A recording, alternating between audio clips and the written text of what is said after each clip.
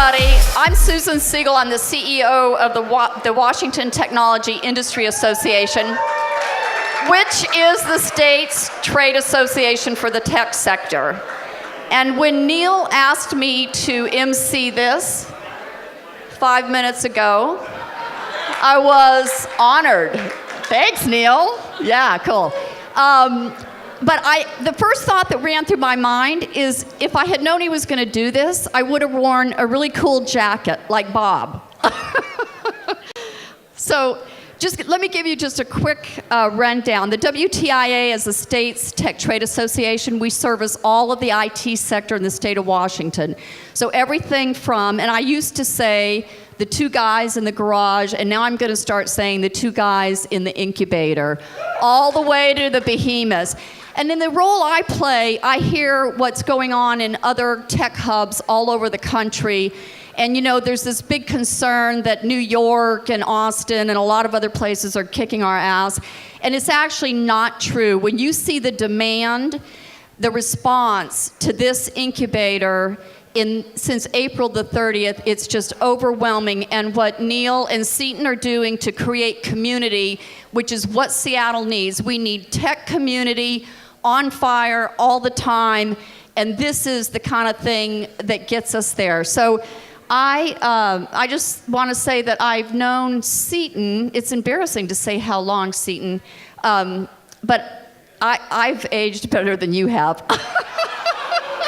Anyway, Seton and I go back to like the late 90s. I was in venture capital before my nonprofit stint, and I got a call from this guy, and he had a business plan, and my partner and I were going to listen to him pitch, and so he gave me the address of where we were going to go for this pitch, and you know, it was just tough finding it, and finally we realized that it was on a boat, but my partner, lo and behold, actually knew that because he was a big sailor, and the reason we went is because he wanted to see this guy's boat.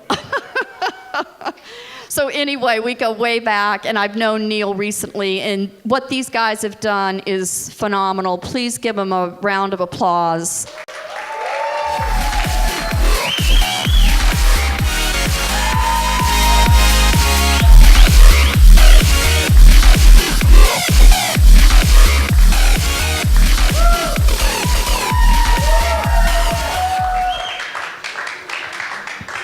How did we get here? I actually met you on a sailboat in early December. True story. It's amazing how sailboats are connecting people just like incubators can connect people too. Thank you all for coming out tonight. Definitely appreciate it. Susan hit the nail on the head when she said that we asked her to MC about 5 minutes ago because SURF stands for Startup Really Fast. So thank you, Susan, for embracing that. Thank you. Don't have time to waste around here. Wow. So I'm just really honored that everybody came out tonight to celebrate this launch. It's really very, very exciting to see 30 companies have embraced this concept that I've been playing with for the last 3 years. So it's just a thrill to see 30 companies embrace it, move in, and start launching their companies. And they've had a resounding amount of interest and support from the community. And that is what it's all about. It's about the support that people can bring. It isn't about me. There's no way I can possibly serve the needs of 30 different companies representing some 60 people. How can I possibly do that? But I can do that by leveraging a wonderful platform. Isn't it amazing here? Yeah. It's just amazing. And the support of the community, embracing the idea, giving us the most favorable prices has made it possible. And so here we are with an incredible opportunity to not just take that one floor, why not add another, right? Yeah. So we opened on April 30th with 15 startups, and in a little over 2 months, we've grown to 33 startup companies. So congratulations to you all. Tonight is dedicated to celebrating the entrepreneurs that are here and in the greater community who are taking those risks necessary to innovate and disrupt the global economy and recruit talent here to Seattle. So it's a really exciting thing, and it's great to see you all here to be a part of it. One of the things we did here tonight was the startup demo pitch competition. It was a pretty exciting thing. Sorry if you couldn't hear things in the back. Apologies for that. But the votes came in, and the winner of that pitch competition is going to be flown down to Demo 2012 Silicon Valley, and they're going to be given tickets to that event, and Tim Maria is going to get them in there, right, Tim? Thank you, Can't guarantee Tim. that. It's an application process, but we'll see what we can do. We want to give them national exposure and bring the Seattle talent to the big stage. So the winner of that was Nick Hughes of Seconds.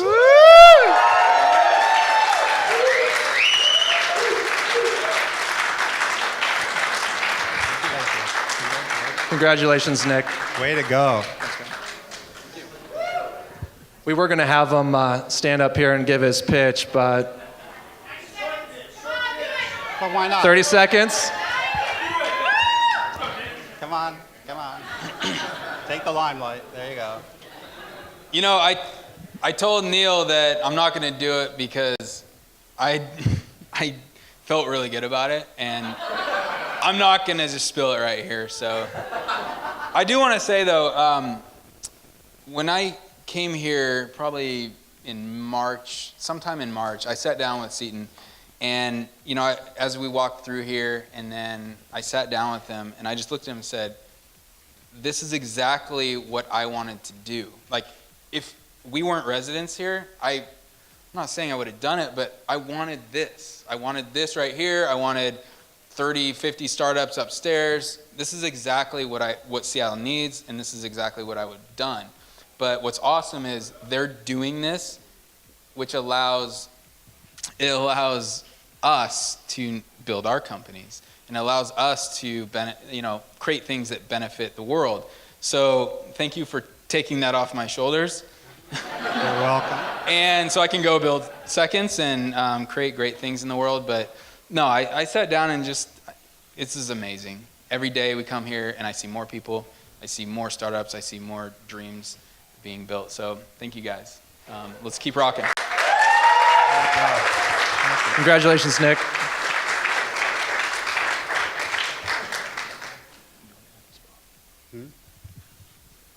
So now I would like to introduce our next speaker, who's going to be our keynote speaker tonight, and share with you what he's witnessed, as well as his own, shall we say, description of what the entrepreneur really needs and how Seattle is a booming industry.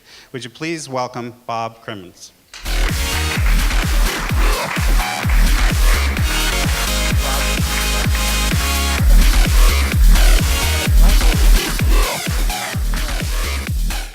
So awesome to see this many people here. All the really awesome stuff about Seton and Neil's already been said. So I'm not going to bore you with more kudos for those guys. They rock, and they did this. There's lots of great ideas. I see great ideas all the time. I've been involved in this tech startup community for about a dozen years. I'm working on my 6th or 7th company. I'm involved in Techstars and TYE and Startup Weekend and these guys and a number of other groups. I see a lot of startups, and I see a lot of ideas. And there's a huge chasm between a really good idea and a really good business. And I can't tell you over the last dozen years how many times I've heard ideas about how to build more community and do something like what these guys have pulled off here. But it's hard, and it just doesn't happen. And these guys cross the chasm to execution, which is important for every startup. And so one last big fat round of applause for these two guys, and then I'm not going to talk about them anymore. This is awesome, you guys. So Seton asked me to, say a little bit about what I think about the Surf Incubator. I love the Surf Incubator, and I met Seton probably 3 years ago, probably about the time he was having the idea. A lot of startups, we see them when they're sold to Facebook or to Google or Microsoft or something like that. And they look like overnight successes. And Seton has actually been working on this thing for about 3 years. And before he ever ended up here, he'd moved this little sort of mobile app development community group crew around Seattle, dozens of locations, over 100 little meetings, just trying to get guys to get together and try to work together. And then the last couple of months just been this rocket ship that's gone from 0 to 120, and I'm delighted to be a part of it. And anything I can do to help, continue to ask. In terms of what I wanted to share with the startups in the space and in this space, is some of the things I've learned. I sort of think there's 3 axioms that are relevant to community, which I think Surf's can do a great job of supporting. So number 1 is your startup is made up of people, and if you ever talk to any investor, any serial entrepreneur, anybody who's ever been there and done it before, they will tell you people is the number 1 thing that you need to worry about. Your startup asset in the beginning, and pretty much for the whole trajectory of the company is going to come down to the people that you can get together to share your vision, work really, really hard, blood, sweat, and tears to try to make something a success. Startups are so hard. It's so easy to have a great idea. It's really, really hard to build a business. And a community like this, as Dan Shapiro wrote about recently, I guess paraphrasing Tony Wright, you do yourself a favor if you can sort of increase your luck surface area. So much of startups is hard. So much of it really does come down to luck. And when you expose yourself to lots of other people who are tilting at windmills and driving at a dream, you increase your surface area for interactions that make a difference in your startup. And that is what's happening upstairs, and that's what's going to continue to expand upstairs. And an incubator generally, and certainly what Seton and Miller are building upstairs, is a perfect environment for that sort of cross-pollination of ideas and resources and help and so forth. So people's number 1, don't lose sight of that. And one note on that too, and this is hard-earned experience. You want talent and experience. You want someone who is passionate about your idea when you team up to build that founding team. Pay attention to integrity too. Integrity is really, really important. It's often left off that list of 3 or 4 or 10 things you care about in people. It's one of the most important. You need to be able to trust these people with your life, because your startup is your life. So keep that in mind. The other thing, so the next thing I'll say, again, ideas, awesome. If you have a really good idea, raise your hand. Okay, all right. Lots of hands. There are so many awesome ideas. Okay, everybody put your hand up, and keep your hand up if you know for sure it's also an awesome business. Customers, revenue, big fat market, people are dying to get that thing that you're building. Keep your hand up. Okay, that's awesome. Fewer hands, but still, lots of awesome, okay, good, you can lower your hands now. And when I think, and I've written about this, and I took a little bit of heat from some people in the community about this, I think passion's really important. I'm very passionate about every startup I've ever done. It's really, really important. You need that to get yourself through the dark days. But passion's not enough, because the itch that you want to scratch has no idea how big the market is. It has no idea whether there's really a customer who's going to pay you enough to create a sustainable, let alone a scalable business, based on this wild, wacky idea you had in the shower, or in the middle of the night, and it bugs you, and you feel like you want to solve it. But if you're solving a little tiny problem in a little tiny market, you're gonna have a really hard time attracting a team, attracting capital, attracting customers that will pay. So when I think about passion, I think it's necessary but not sufficient. And what I encourage most of the startups that I work with to do is take that passion and strap an Excel spreadsheet to it. And then as long as you can keep those 2 humming down the road, that's awesome. Keep doing that. But if the spreadsheet doesn't support the passion, it's okay to say, I had this really awesome idea, and it should exist, and everybody agrees it should exist. Somebody's got to build that. I felt like I wanted to build it, but I also wanted to build a business. And so I had to give it up, because it wasn't a business too. There's lots and lots of great ideas that are not also a great business. So that's one of the things I would say, keep your eye on as an entrepreneur. And in that same vein, you want to find really awesome, qualified critics. Don't ask your family and your friends if your idea is good. It is. They'll love it. They're going to support you. Oh, it's so awesome. It's so awesome. You want to find folks who know the space really well. My favorite person to go after to get advice on your startup to see is there some there are investors who say they won't invest in you. As soon as an investor says, I know this space, but you should probably count me out. Then you buy that person a 5-course dinner and just have them explain to you why it's a bad idea. Because they've seen 1,000 deals. They know your space, right? They can tell you all the things that are possibly wrong, and if not wrong, at least really, really hard about your startup. Another really great group of people to go after are other entrepreneurs. Serial entrepreneurs are great, but any entrepreneur who's actively trying to solve their own problems is going to be a great asset for you to go talk to and say, you know, here's my idea, and here's what I think I'm going to do. It's going to be awesome, don't you think? And they're struggling with the same problems you are. They're trying to figure out, where's my customer? Who are they? You know, how do I reach them? Is there some money there or not? And that's going to bleed into you. So when you're in an environment like Surf, when I think about Surf, one of the awesome things that's going to happen upstairs is a whole bunch of entrepreneurs who are serious about what they're doing are going to tell the guy sitting next to him, that's a stupid idea. That's not going to work. I already tried that. And by the way, we ran into this problem, that da-da-da-da. That's really helpful. And then I'll say, the third thing that I would count as an axiom is community. You have a network. If you think you have a network, raise your hand. Does anybody here have a network? Anybody? You've got a network? Now, if you think your network is as big and powerful as it needs to be, then put your hand down, right? I know it's late. I'm standing between you and food and beer.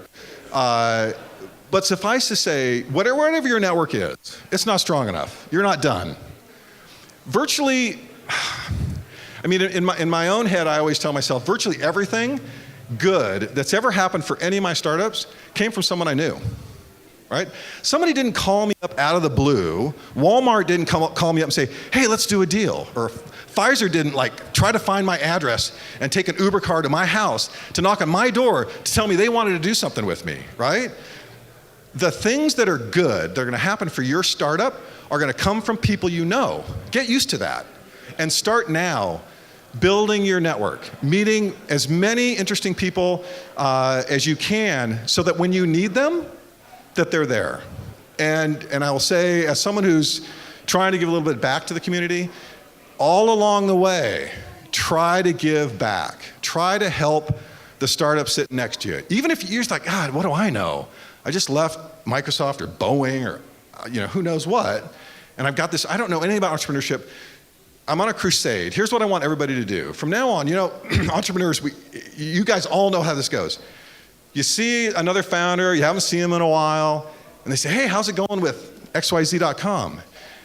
And you're like, oh yeah, things are great. Yeah, it's awesome. Oh, I'm living the dream, it's terrific. Every time you ask an entrepreneur that question, you're forcing them to lie. Because there's almost no startups where the answer to that question is, oh, everything is great. There might be one or two kind of good things that happened, and then you got kicked in the gut, and then you kind of recovered from that, and now you're trying to figure out how you're gonna make your mortgage and da-da-da. There's a million things that are hard about startups. So, do me a favor. If you ever talk to me and I ask you, how's it going with your startup? Just kind of clear your throat a little bit and remind me that what I said I was gonna do is ask you what you're struggling with and what do you need and how can I help? And that's what you guys gotta do. Everybody's gotta get together and say, I might know somebody. I mean, there's a few people here in the audience right now that I talked to tonight, and they said, oh, I wanna introduce you to somebody. I'm waiting on a return phone call, da-da-da. That's awesome. I'm so lucky to have that network. And you guys all need that network too. So, going forward, when you run into another startup entrepreneur, catch yourself saying, hey, how's it going? Because it's not going well. I guarantee you there's something that's not going well. And just to ask them instead, what are you struggling with and how can I help? And then they might just tell you, I need someone who knows somebody in that industry. Like, shit, my uncle.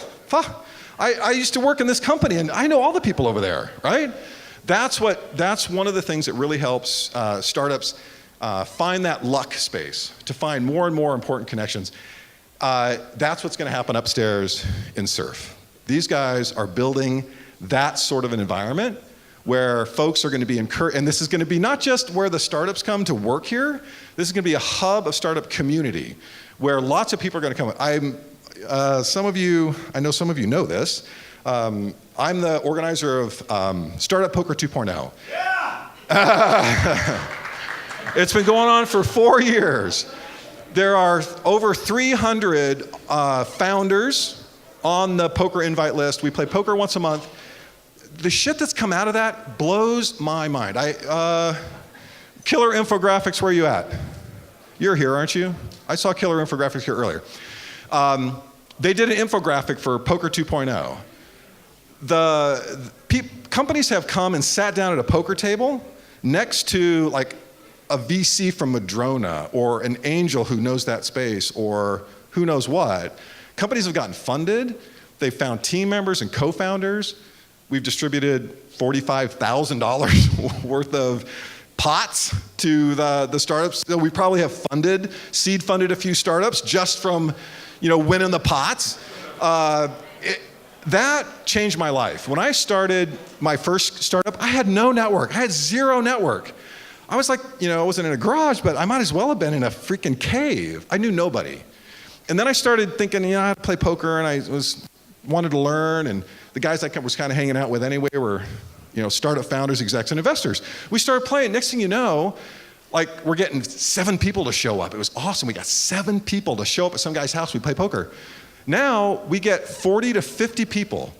The invites go out. It fills up in an hour or two. The kind of connections that happen and this little casual poker game are amazing. And you guys need to look for opportunities like that. And Surf is building that upstairs. And it's going to continue to grow and be awesome. All right, that's all I got. I know you guys want beer and oh, here, one last thing. Whoa. So everybody should be on a mission to meet at least 1 or 2 more people tonight that you haven't met. Don't just sit around and have a beer in your hand and wait for somebody to come up and ask you what you do. Go find somebody and just say, here's who I am and what I'm doing. What are you working on? And, how can I help? All right? Thank you.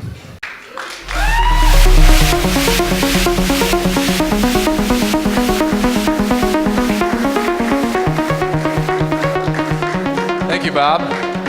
Thank you, Bob. So,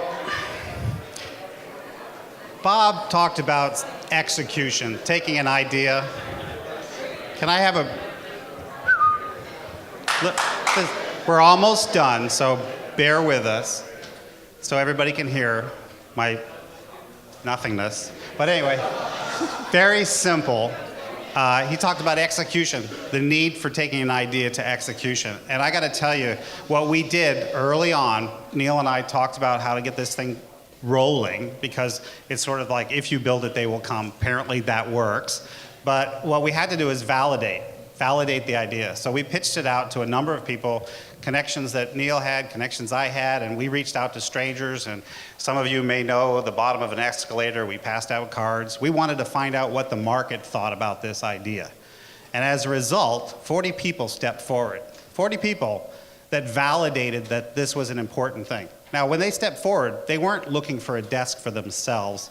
They were just giving us support, whether it be cash, whether it be in-kind services, whether they stepped up to the plate and made introductions.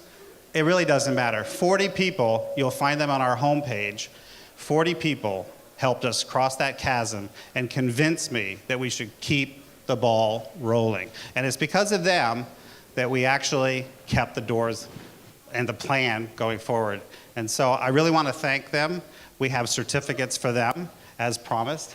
And thank you. And so before I end on this, think about it. When you have someone pitching an idea to you, you can easily extinguish that idea, or you can support it. And I would argue that ideas are very, very vulnerable, especially at the earliest period. So a little bit of negativity can kill a perfectly good idea. So think about that when you're hearing it. I do agree that people should say, screw that idea, go off in another direction, pivot, make something different. I agree with that, but why not at least explore where that idea can possibly go, and maybe it'll be something that grows as quickly as this has happened. And thank you very much.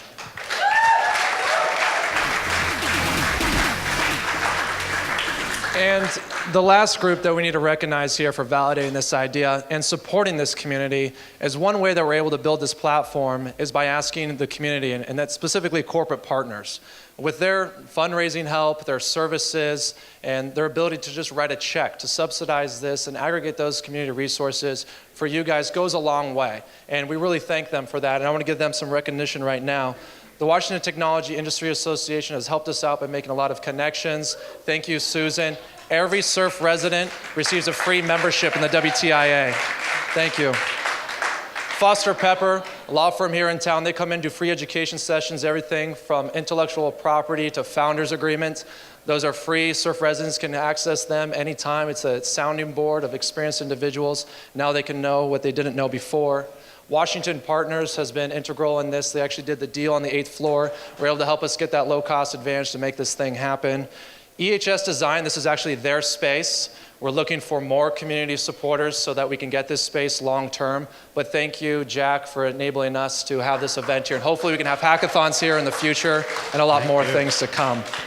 Reamer Inc., located across the street. Dave Reamer's been a big help in this and supporting this event.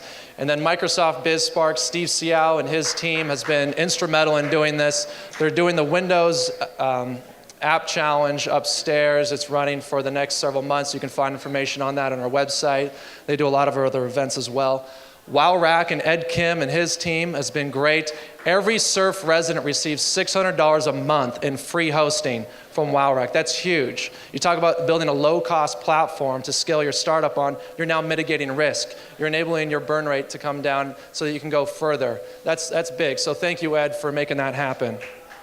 And then Payroll Solutions. Payroll Solutions has come on as an event sponsor. We thank them for that.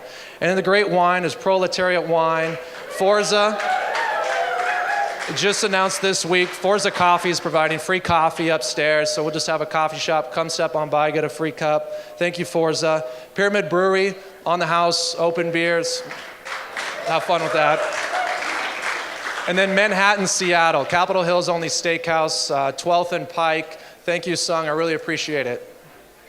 And with that, we're looking for more corporate partners. There's a few more slots. We're looking for an accounting firm, looking for advertising. If you think that or know of somebody that wants to get involved and help these startups scale up, then please talk to myself. And thank you all for being here and supporting this. Your presence is enough. Let's keep supporting these entrepreneurs and let's see what we can do here right home in Seattle. Thank you. Thank you.